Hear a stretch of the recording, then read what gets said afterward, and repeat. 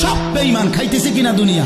তো আল্লাহ তাআলা বলে কুলু ওয়া তামাত্তাউ কালিলান, এই নাফরমান কিছু সময়ের জন্য দুনিয়ার মধ্যে খা, ভোগ কর, ইন্নাকুম মুজরিমুন, কিন্তু মনে রাখিস তুই কিন্তু নাফরমান, তুই কিন্তু পাপী, আমি কিন্তু তোরে ছাড়বো না। কবরের প্রথম রাত থেকে হাসরের ময়দানে আমি দেখবি তুই বান্দা আমি কত কঠিন কত কঠোর, তোরে আমি দেখাবো। ভাত খাইতে লইছে খাও,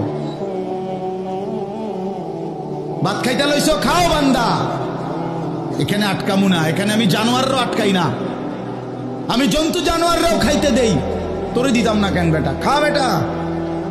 কিন্তু ইন্নাকুম মুজরিমুন, মনে রাখো 7টা বাজে নাস্তা করতে বসছো, আল্লাহ যেন ডাক দিয়ে বলে বেঈমান খা, ঠিক আছে নাস্তা, কিন্তু মনে রাখিস ফজরের নামাজ পড়স নাই, আমি হিসাব রাখছি।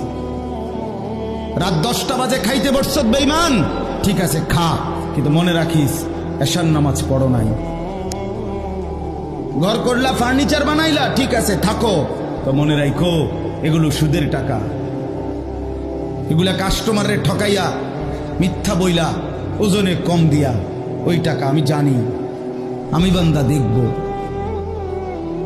ওয়াইলুন ইয়াউমাইযিল লিল মুকাদ্দিবিন, আবার বলতেছে আল্লাহ মিথ্যাবাদী নাফরমান তোমাদের জন্য বড় বেশি দুর্ভোগ, লাঞ্ছনা, আযাব তোমাদের জন্য, আযাব। এই জন্য আল্লাহ তাআলা বলছেন।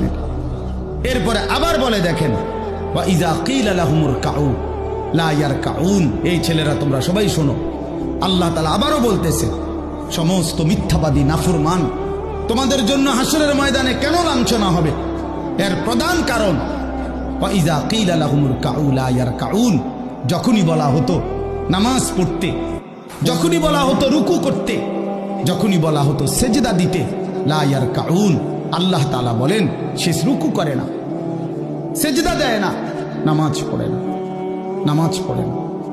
আল্লাহ বলেন আমি এতবার বললাম, এতবার বললাম, একটা দিনে 5 বার মসজিদে আজান হলো, একটা মহল্লায় শুধু একটা মসজিদ না, এক এক ওয়াক্তে এক একজনের কানে কমপক্ষে 10টা মসজিদ থেকে আজানের আওয়াজ আসে, ঠিক কিনা বলেন? কি রে বান্দা এত শক্ত হইলি কেমনে বান্দা, আমার এত বড় আসমান ও জমিন দিয়া, এত বড় কায়নাত দিয়ে বান্দা আমি তোকে লালন পালন করলাম, বিনিময়ে তুমি একটা সেজদাও দিলা না। 365 দিনে খোদার একটা বছর কোনো দিন ফজরের নামাজ পড়লা না, এ কেমন জিন্দিগি বাপ? এত এত কঠিন মানুষ কেমনে হয়, এত পাষাণ মুসলমান কেমনে হয় বাপ বলে? আর কতগুলো কথা বললে বলেন। এই জন্য নওজোয়ান আমার অনুরোধ রইল, নওজোয়ান নিজেরে বরবাদ করে দিও না বাপ, নিজেরে শেষ করে দিও না, নষ্ট করে দিও না, কষ্ট পাইবা বাপ। একদিন কবরে তোমার 14 গোষ্ঠীর কেউ থাকবে না, একদিন হাসরের ময়দানে তোমার পাশে কেউ থাকবে না, তুমি শুধুই একা।